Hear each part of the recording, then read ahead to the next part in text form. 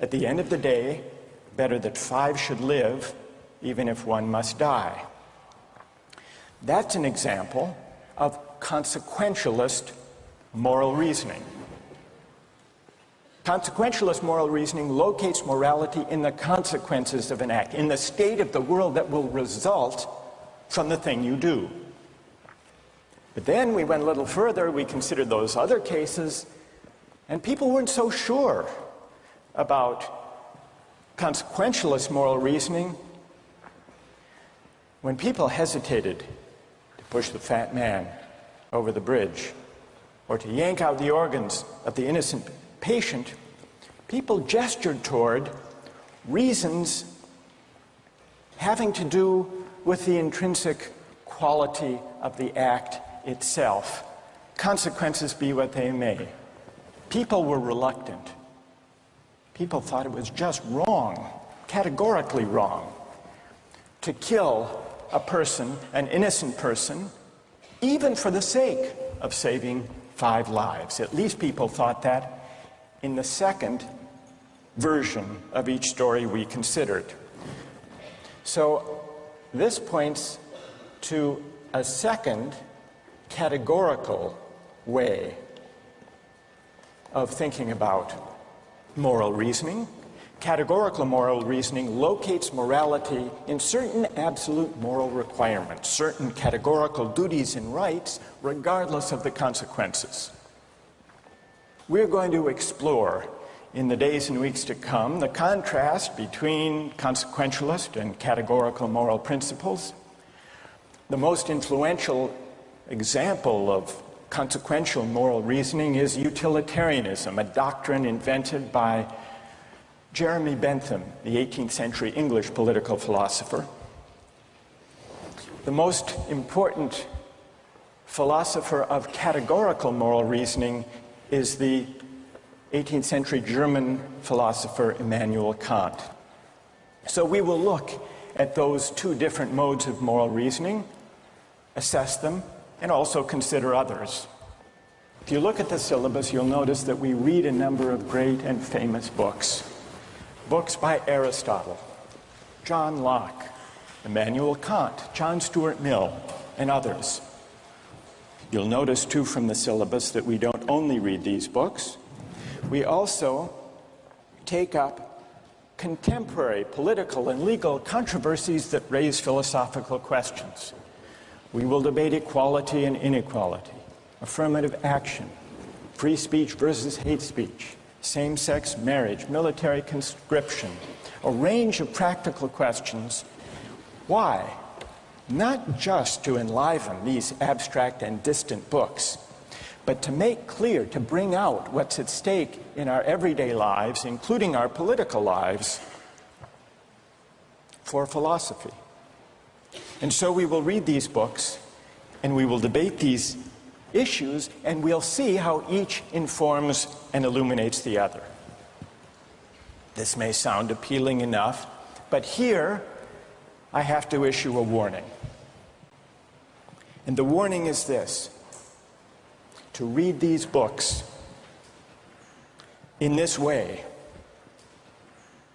as an exercise in self-knowledge, to read them in this way carries certain risks. Risks that are both personal and political. Risks that every student of political philosophy has known. These risks spring from the fact that philosophy teaches us and unsettles us by confronting us with what we already know. There's an irony. The difficulty of this course consists in the fact that it teaches what you already know. It works by taking what we know from familiar, unquestioned settings and making it strange. That's how those examples worked. The hypotheticals with which we began, with their mix of playfulness and sobriety. It's also how these philosophical books work. Philosophy estranges us from the familiar, not by supplying new information, but by inviting and provoking a new way of seeing But, and here's the risk, once the familiar turns strange, it's never quite the same again. Self-knowledge is like lost innocence. However unsettling you find it, it can never be unthought or unknown. What makes this enterprise difficult, but also riveting, is that moral and political philosophy is a story, and you don't know where the story will lead, but what you do know is that the story is about you. Those are the personal risks. Now what of the political risks? One way of introducing a course like this would be to promise you that by reading these books and debating these issues, you will become a better, more responsible citizen. You will examine the presuppositions of public policy. You will hone your political judgment. You will become a more effective participant in public affairs. But this would be a partial and misleading promise. Political philosophy, for the most part, hasn't worked that way. You have to allow for the possibility that political philosophy may make you a worse citizen rather than a better one, or at least a worse citizen before it makes you a better one. And that's because philosophy is a distancing, even debilitating activity. And you see this going back to Socrates. There's a dialogue, the Gorgias, in which one of Socrates' friends, Callicles, tries to talk him out of philosophizing.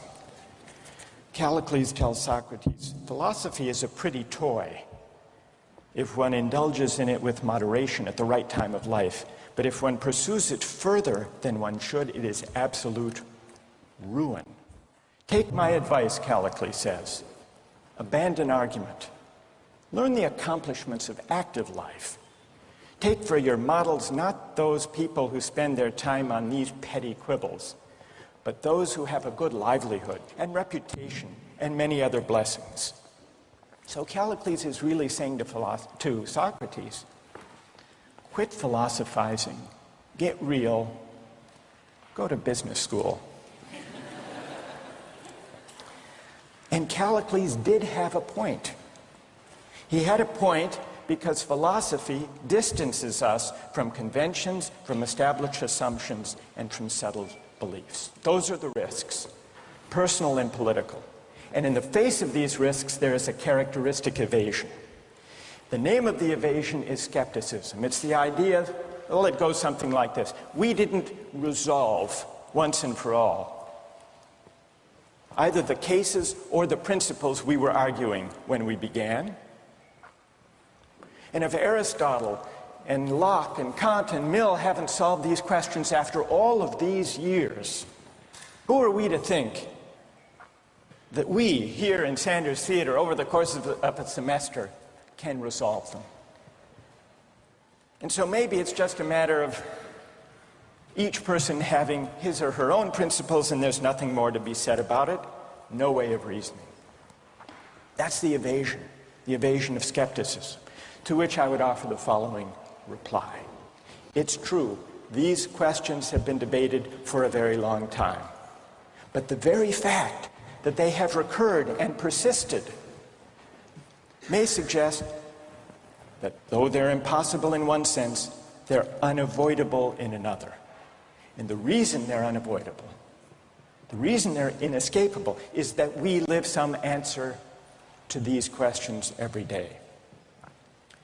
So skepticism, just throwing up your hands and giving up on moral reflection, is no solution. Immanuel Kant described very well the problem with skepticism when he wrote, "Skepticism is a resting place for human reason, where it can reflect upon its dogmatic wanderings, but it is no dwelling place for permanent settlement. Simply to acquiesce in skepticism," Kant wrote, "can never suffice to overcome the restlessness of reason."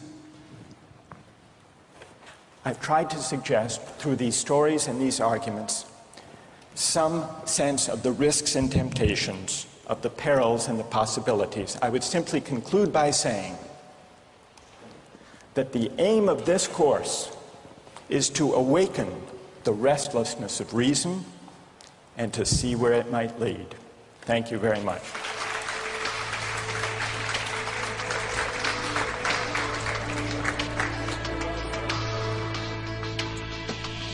Like, in a situation that desperate, you have to do what you have to do to survive.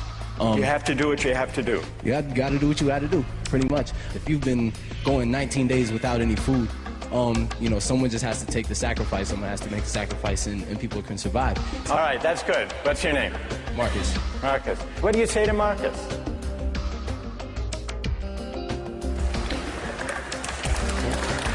Last time,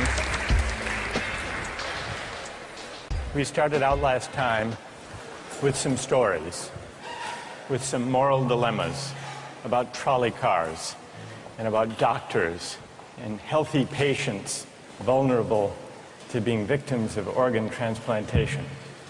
We noticed two things about the arguments we had. One had to do with the way we were arguing. We began with our judgments in particular cases. We tried to articulate the reasons or the principles lying behind our judgments.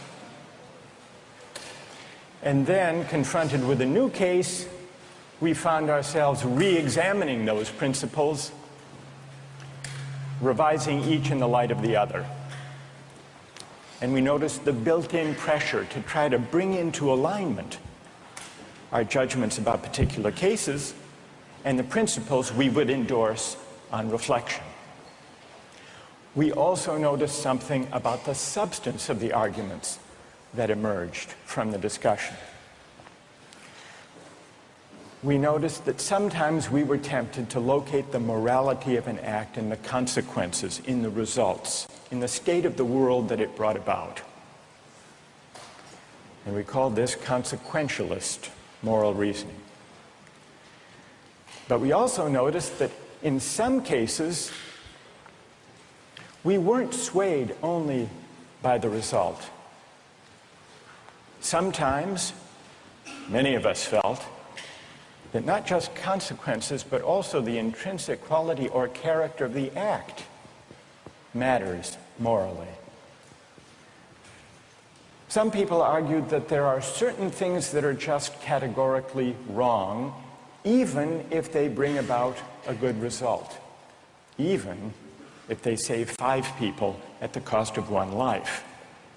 So we contrasted consequentialist moral principles with categorical ones. Today, and in the next few days, we will begin to examine one of the most influential versions of consequentialist moral theory, and that's the philosophy of utilitarianism. Jeremy Bentham, the 18th century English political philosopher, gave the first clear systematic expression to the utilitarian